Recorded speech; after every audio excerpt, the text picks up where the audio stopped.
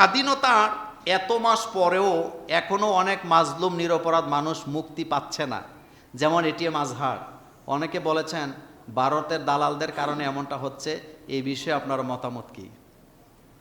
শোনেন, মানুষ 2024 সালের মে বা আগস্টের আগের মানুষগুলো এখনো বাংলাদেশে আছে নাকি নাই? তারা কি চাকরিতে বহাল আছে না এখন নাই? তা আপনি একেবারে সবকিছু এত ফেরেস্তা ফেরেস্তা ভাবেন কেন? ফেরেস্তা ফেরেস্তা ভাগেন বাবার কোনো কারণ নাই।